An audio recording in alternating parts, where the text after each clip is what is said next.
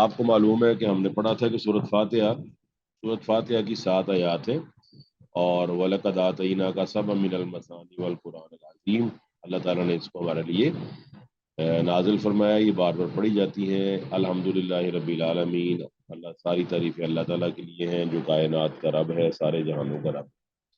اور الرحمن الرحیم، اس کی 2 صفات اللہ نے یہاں پر اپنی بیان کی ہیں. وہ رحمان ہے، وہ رحیم ہے، انتہائی رحم کرنے والا ہے. رحمان بھی مبالغے کا صیغہ ہے، رحیم بھی مبالغے کا صیغہ ہے.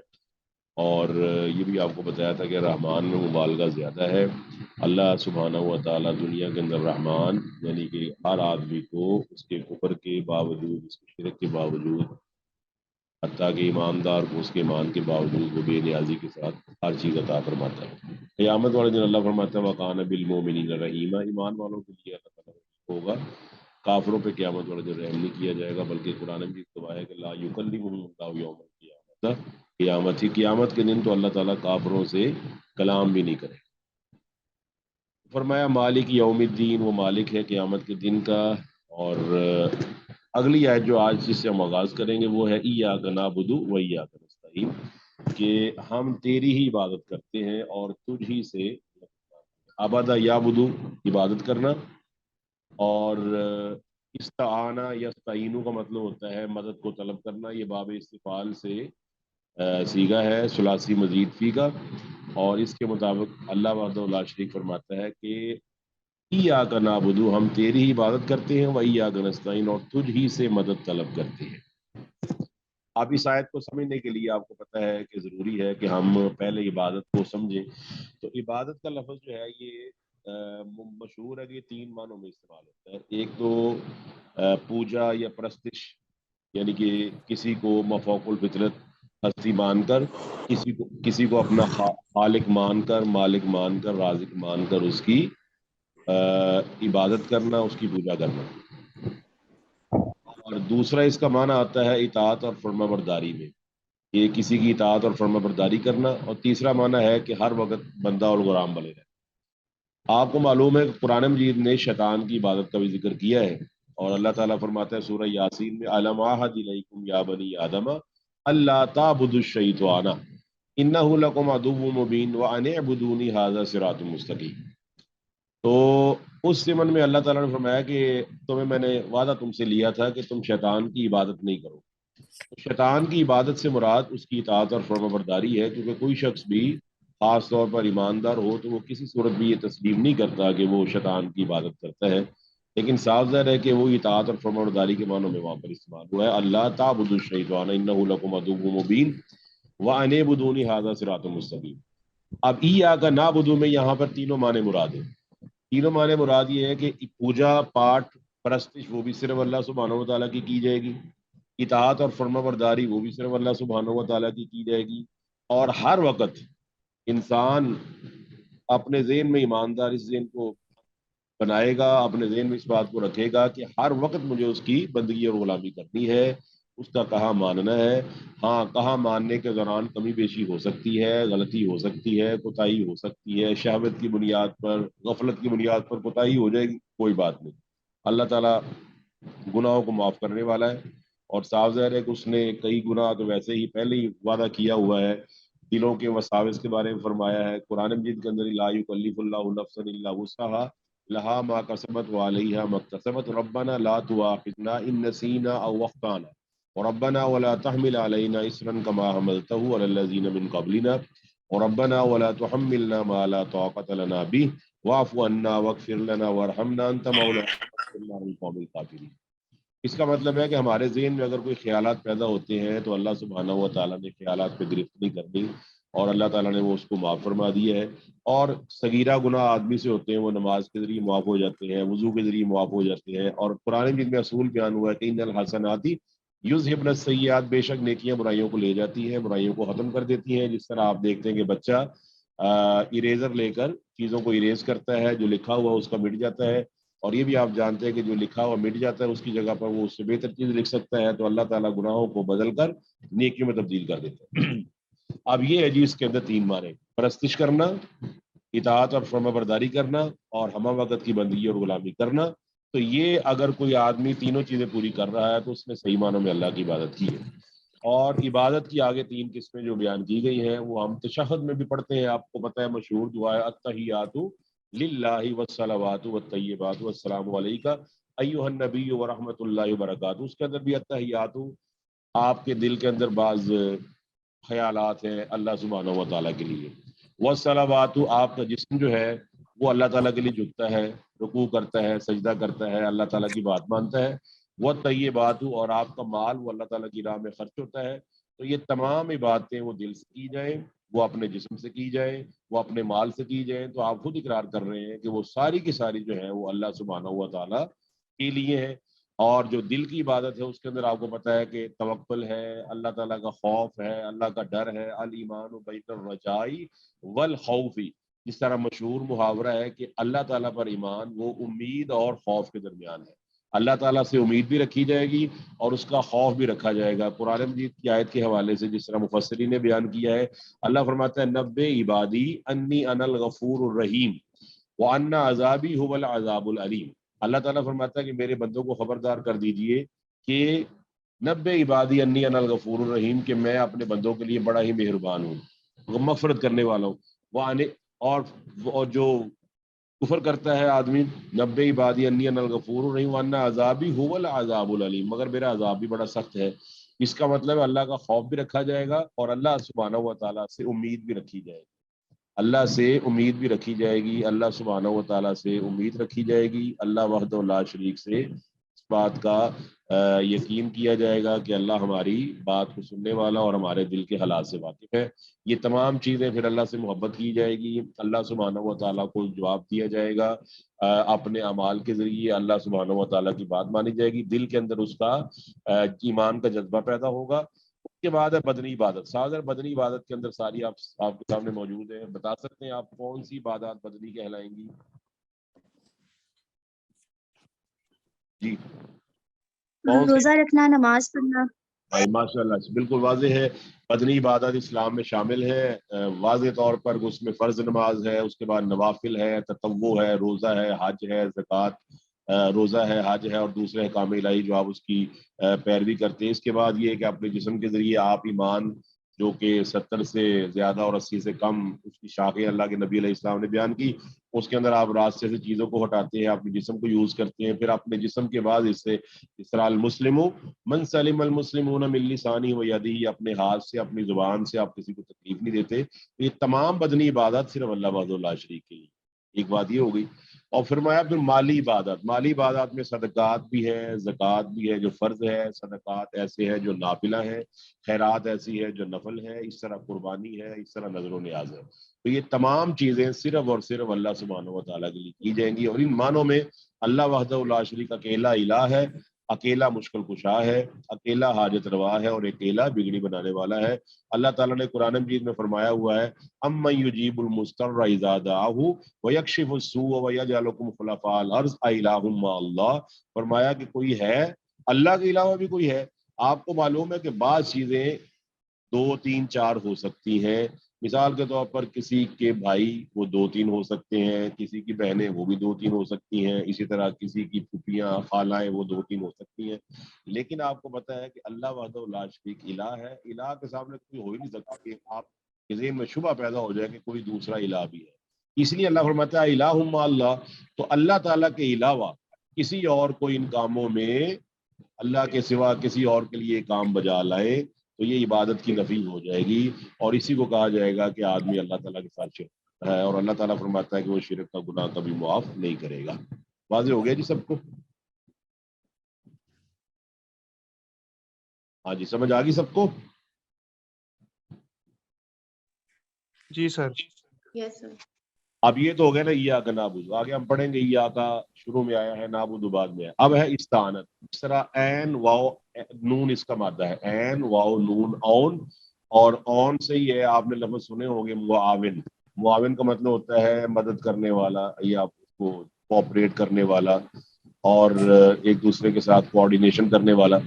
اب صاف ظاہر ہے کہ استعانت دنیا میں جب عبادت کی گئی ہے, یا دنیا کے اندر جب انسان کو سمجھ آئی ہے, یا دنیا کے اندر انسان نے ارتقا کیا ہے, ترقی کی ہے, تو یہ 2 چیزیں اس کے سامنے آئی ہیں, ایک فائدہ اور ایک نقصان. آدمی فائدے کو حاصل کرنا چاہتا ہے اور نقصان سے بچنا چاہتا ہے. جتنی بھی اشیاء کی اللہ کے علاوہ عبادت کی گئی وہ آپ اگر اس کی ہسٹری پڑھیں تو اس کی وجہ دو ہی بنتی ہیں. یا تو وہ چیز انتہائی ڈراؤنی تھی اور اس سے میں نقصان کا پہلو تھا، جس طرح آگ ہے. آگ میں نقصان کا پہلو کیا تھا کہ وہ جلا دیتی ہے. اسی طرح بعض چیزیں ایسی ہیں کہ جن کے اندر منفیت کا پہلو ہے. جیسے آپ کو معلوم ہے یہ زمین ہے اور زمین کی جو اس کے اندر سے آپ کو پتہ ہے کہ باغ نکلتے ہیں، درخت نکلتے ہیں، پودے پتے نکلتے ہیں. اسی طرح جانور ہے، جانوروں سے آپ کو فائدہ پہنچتا ہے، جانوروں سے آپ کو پشم حاصل ہوتی ہے، وول حاصل ہوتی ہے. اسی طرح جانوروں سے گوشت ملتا ہے. اسی طرح جانوروں سے آپ کو کوئی اور فائدے حاصل ہوتے ہیں. قرآن مجید میں اللہ نے فرمایا والخیل والبغال والحمیر لترکبوها وزینہ ویخلق ما لا تعلمون. اچھا، اب ہم پڑھ رہے استعانت کے بارے میں. تو اس کا مطلب ہے کہ اللہ تعالیٰ نے اسباب بنائے اور اللہ سبحانہ و تعالیٰ اسباب سے بے نیازی وہ بھی دکھاتا ہے. آپ کو پتہ ہے اللہ تعالیٰ نے آدم علیہ السلام کو بغیر ماں اور باپ کے پیدا کیا. اس کا قرآن مجید میں اللہ نے ذکر کر دیا اور یہ ہمیں سمجھانے کی خاطر کہ اللہ تعالیٰ اسباب کا محتاج نہیں ہے. اللہ سبحانہ و تعالیٰ ماں اور باپ کا محتاج نہیں ہے، والد اور والدہ کا محتاج نہیں ہے. اگر وہ چاہتا ہے اپنے مرضی سے مشیت سے تو جب چاہے بغیر باپ کے پیدا کر سکتا ہے. پھر اللہ تعالیٰ نے عیسیٰ علیہ السلام کا ذکر کیا کہ ان کو اللہ تعالیٰ نے بغیر باپ کے پیدا کیا. صرف مریم رضی اللہ تعالیٰ عنہ کے ذریعے پیدا کر دی ہے. ونفخت فیہ من روحی. پھر فرمایا وہ مریم امرأۃ عمران التی احسنت فرجها فنفخنا فیہ من روحنا وصدقت بکلمات ربها وکتبہ وکانت من القانتین. لیکن اللہ وحدہ لا شریک نے اسباب جو پیدا کیے ہوئے ہیں ان اسباب کو اختیار کرنا یہ دراصل اللہ تعالیٰ کی نعمتوں کو اختیار کرنا ہے اور اس کا اللہ نے حکم دیا ہے اور اس کے بغیر تو آپ کو پتہ ہے کام چل ہی نہیں سکتے. اسباب کو مفقود کر دیا جائے اور آدمی، یہ بڑا اہم مسئلہ ہے، اس کو آپ نے نا سمجھنا ہے اچھے طریقے سے تاکہ واضح ہو جائے. آپ کو پتہ ہے احکام تبدیل ہو جاتے ہیں چیزوں کے تبدیل ہونے سے. مثال کے طور پر اگر ایک آدمی زندہ ہے اور اس کی بیوی ہے تو آپ بتائیے زندہ آدمی کی بیوی سے کسی دوسرے آدمی کا نکاح ہو سکتا ہے؟ نہیں سر جی. نہیں ہو سکتا. اگر وہ زندہ آدمی فوت ہو جاتا ہے اب احکام بدل جائیں گے اور وہ بیوی اس کی ایک اللہ تعالیٰ کا حکم پورا کرنے کے بعد جو 4 ماہ 10 دن کا ہے اس عدت کو گزارنے کے بعد بتائیے اب نکاح ہو سکتا ہے یا نہیں؟ جی سر، کیونکہ اسباب بدل گئے ہیں. اب صاف ظاہر ہے کہ سچویشن بدل گئی ہے. اسی طرح آپ یس سر. سچویشن بدلنے کی دوسری مثال آپ اس طرح بھی لے سکتے ہیں کہ وہ گوٹ یا وہ بکرا یا وہ کاؤ یا وہ قربانی کا جانور جو آپ کے گھر آیا اور آپ نے اس کو ذبح کیا، ذبح کر کے آپ نے اس کا گوشت کھا لیا، بڑے مزے سے آپ نے اس کو گوشت کو استعمال کیا اور الحمدللہ پڑھا، اللہ کا شکر ہے. لیکن اگر وہ جانور مر جاتا ہے ذبح کیے بغیر تو صاف ظاہر ہے کہ اس گوشت کا حکم وہی رہے گا یا بدل جائے گا؟ سر بدل جائے گا. بدل جائے گا. ماشاءاللہ آپ میں سے بعض لوگ صاف ظاہر ہے کہ سائنس کو بھی جانتے ہیں. آپ کو پتہ ہے کہ سائنس یوز کرتی ہے سالڈ کو، گیس کو اور لیکوڈ کو، اور آپ کو یہ معلوم ہے کہ حکم میں اور خاصیت میں فرق ہے. اگر آپ پانی لیتے ہیں تو پانی لیکوڈ ہے، اس کو اگر آپ گرم کرتے ہیں تو وہ بھاپ بن جاتا ہے، ختم ہو جاتا ہے، اور اگر آپ اس کو ٹھنڈا کرتے ہیں فریز کرتے ہیں تو وہ برف بن جاتا ہے. اور آپ کو پتہ ہے برف کا اور پانی کا جو حکم ہے وہ ایک جیسا نہیں ہے. پانی کی خاصیت اور ہے، برف کی خاصیت بالکل اور ہے.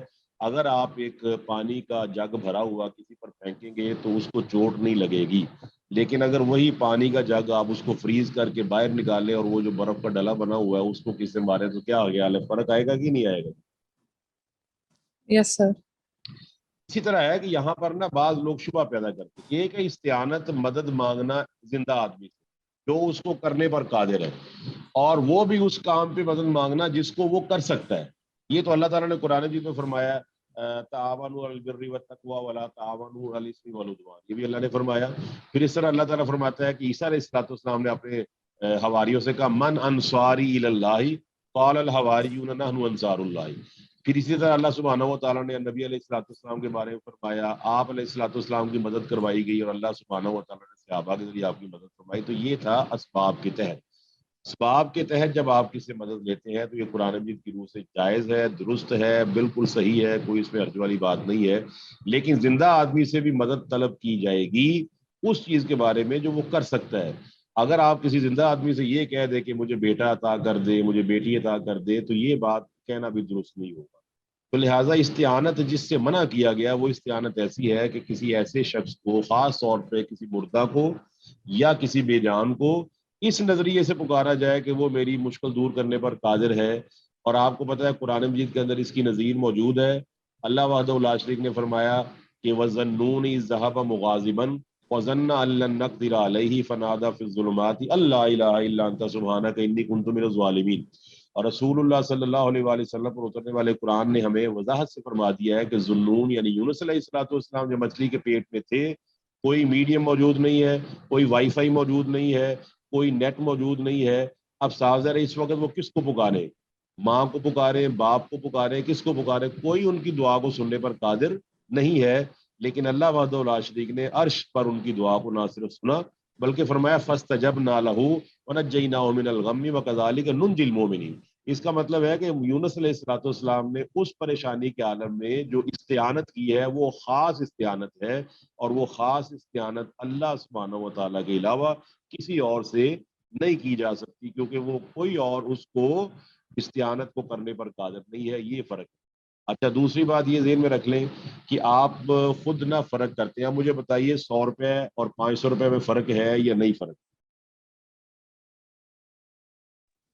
جی سر ہے. ہے فرق.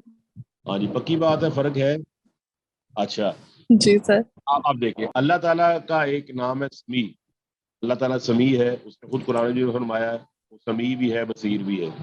اور اللہ وحدہ لا شریک سننے والا ہے اور دیکھنے والا ہے، کوئی شک والی بات نہیں. پھر اللہ سبحانہ و تعالیٰ نے آپ کو بھی فرمایا، آپ سب کو جو خواتین موجود ہیں، جو یہاں پہ مرد موجود ہے، وہ بھی سنیں. اللہ فرماتا ہے هل اتى على الانسان حين من الدهر لم يكن شيئا مذكورا انا خلقنا الانسان من نطفة امشاج نبتلیہ فجعلناہ سمیعا بصیرا. اللہ نے آپ کو بھی سمیع بصیر کہا ہے، اللہ نے اپنا بھی تعارف کرا میں سمیع بصیر ہوں. لیکن فرق کیا ہے؟ اللہ کی سماعت اور بصارت کیا کوئی اندازہ نہیں لگایا جا سکتا، اس کی حد کوئی نہیں، اور آپ کی سماعت اور آپ کی بصارت اس کی حد ہے. اس طرح 100 کا نوٹ، میں نے اگزامپل صرف دی ہے، آپ اس کو اگزامپل تک رکھیے گا. جس طرح 100 کا نوٹ 500 کا مقابلہ نہیں کرتا، 500 کا 1000 کا مقابلہ نہیں کرتا. دونوں کے اندر طاقت موجود ہے، مگر ہمیں ماننا پڑے گا کہ 500 کے نوٹ میں وہ طاقت موجود نہیں جو 1000 کے نوٹ میں موجود ہے. ایگزیکٹلی اگر انسان سمیع ہے، انسان بصیر ہے، تو اللہ وحدہ لا شریک سمیع اور بصیر اور لحاظ سے ہے. اللہ کے سمیع اور بصیر ہونے کا اطلاق کسی انسان پر نہیں کیا جا سکتا. اللہ ایسا سمیع بصیر ہے کہ وہ ہر جگہ سے ہر طرح کی آواز کسی وقت بھی سنتا ہے جو ہمارے سماعت اور ہماری بصارت کے دائرہ اختیار سے باہر ہوا کرتی ہے. تو اللہ تعالیٰ سمیع بصیر اس لحاظ سے ہے. تو آپ کا سماعت اور بصارت چونکہ محدود ہے، لہذا آپ کے اختیارات بھی محدود ہیں. ان اختیارات محدودہ کے اندر جو آپ سے مدد مانگی جاتی ہے اس کے جائز ہونے میں کوئی شبہ نہیں ہے. جیسے میں آپ سے کہوں مجھے کتاب پکڑا دے، یا میں آپ سے کہوں کہ مجھے کسی چیز کی ضرورت ہے مجھے وہ دے دے، اسباب کے تحت. اسباب کے علاوہ اسباب کو چھوڑ کر استعانت صرف اللہ سبحانہ و تعالیٰ سے کی جائے گی. اس لیے مفسر نے بھی یہاں لکھا ہوا ہے کہ نعبدو اور نستعینو سے پہلے یا کا لفظ حصر کے لیے لایا گیا ہے. حصر کس کو کہا جاتا ہے؟ حصر کا مطلب ہوتا ہے محاصرہ کرنا، انسرکل کرنا، کسی چیز کو بند کر دینا کہ وہ چیز باہر نہ نکلے اور کوئی چیز اندر داخل نہ ہو. اس کا مطلب ہے خاص اور خاص عبادت صرف اللہ وحدہ لا شریک کی جائے گی، اس کے علاوہ کسی کی عبادت نہیں کی جائے گی.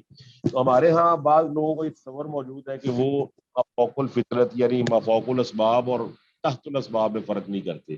اسباب کے تحت مدد کرنا جائز اور درست ہے اس چیز کی جس کے بارے میں اللہ وحدہ لا شریک نے آپ کو اجازت دے دی ہے. اس کے بغیر تو دنیا کے کام ہی نہیں ہو سکتے.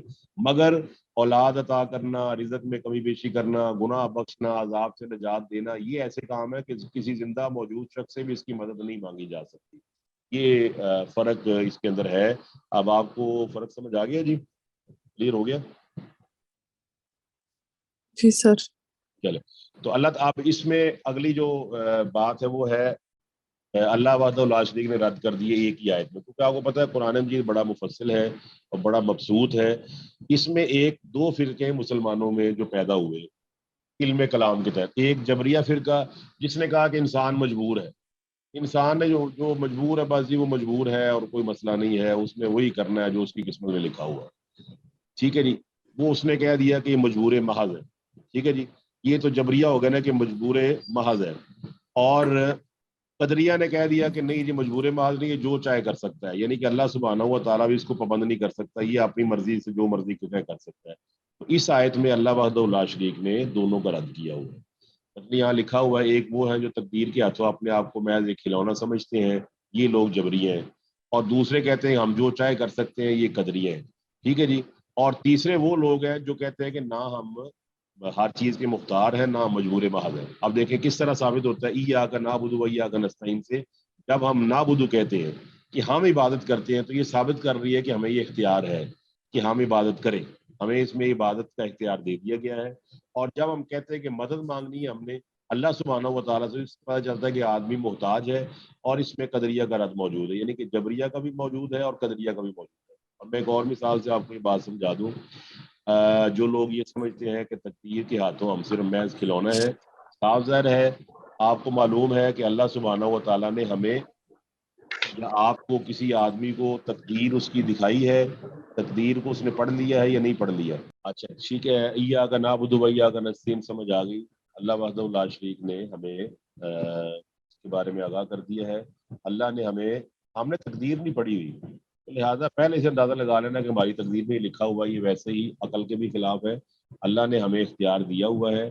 اللہ اگر چاہے تو اختیار سلب کر سکتا ہے، اللہ سبحانہ و تعالیٰ اگر چاہے تو اختیار کو ختم کر سکتا ہے. لیکن اللہ وحدہ لا شریک سبحانہ و تعالیٰ نے ہمیں اختیار جو دیا ہوا ہے، اس اختیار کے تحت جو ہے ہم جب کام کرتے ہیں اسی اختیار پر ہی ہماری سزا ہے. اب میں اس کی اگزامپل دیتا ہوں. آپ سب لوگ جو ہے نا وہ پیپرز سے گزرے ہوئے ایگزامینیشن ہال میں.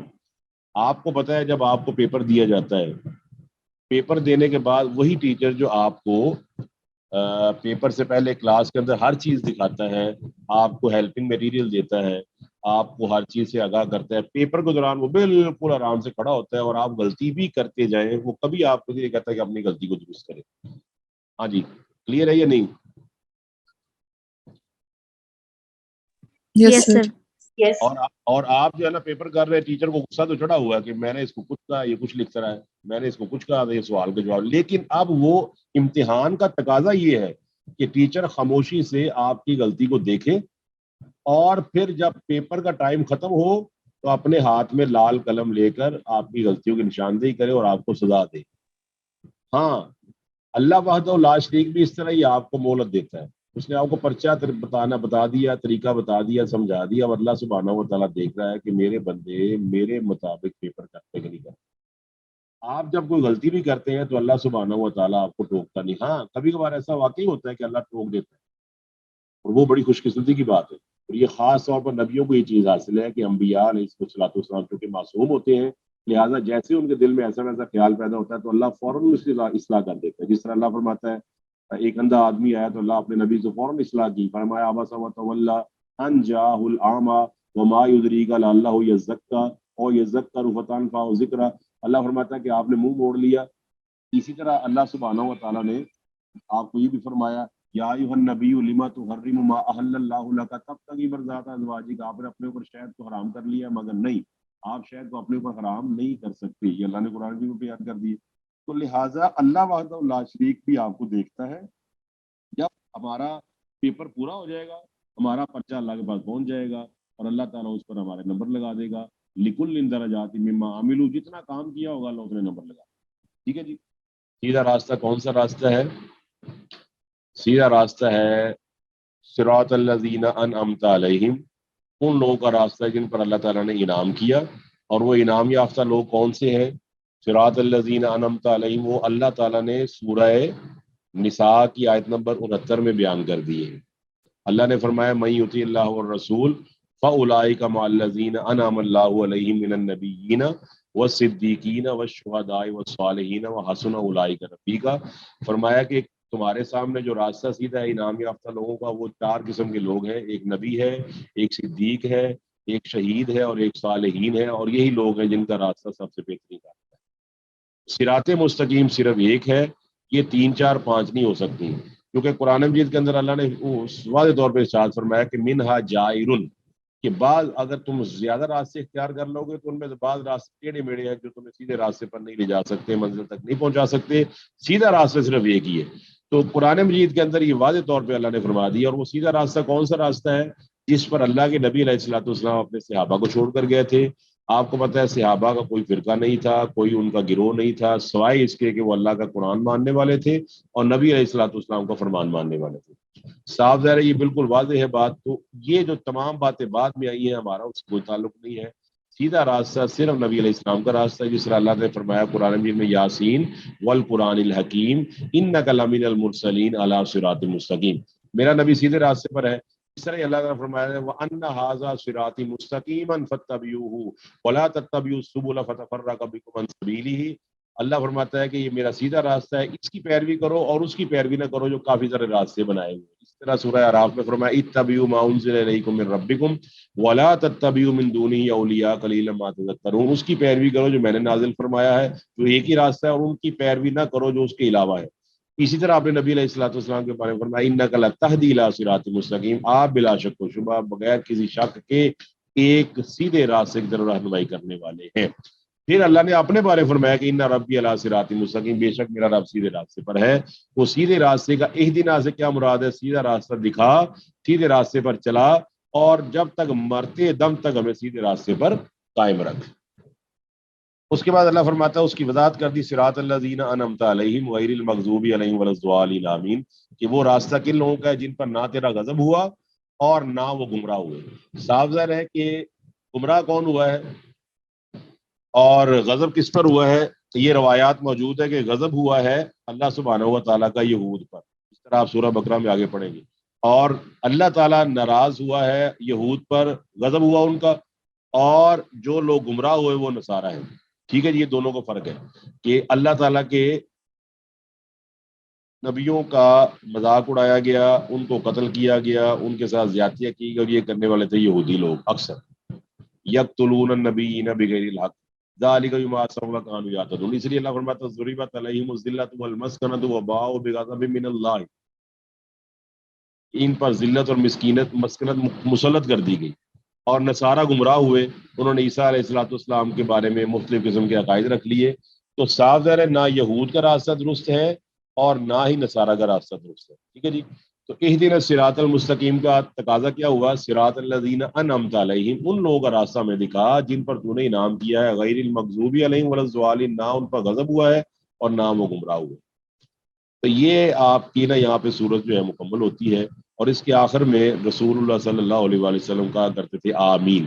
تو یہ آمین کا لفظ جو ہے نا یہ یہودیوں کی کتاب میں بھی موجود ہے، ان کی تالمود میں بھی موجود ہے۔ اس کا مطلب ہوتا ہے کہ اے اللہ تو اس طرح کر دے، اللہم استجب، یا اللہ اس کو عام کر دے۔ اور اس کو آپ کو پتہ ہے کہ دنیا میں سب سے زیادہ یہ آمین کا لفظ جو ہے وہ بولا۔ چلے اس فی الحال کلاس کو ختم کرتے ہیں، ٹائم بھی ہو چکا ہے، تو میں اس کا نا انشاءاللہ نیکسٹ ٹائم تک کروں گا۔ آپ نے سوال اپنے پاس رکھے ہیں، انشاءاللہ نیکسٹ ٹائم اس کو کریں گے۔ ٹھیک ہے جی، جزاکم اللہ خیر۔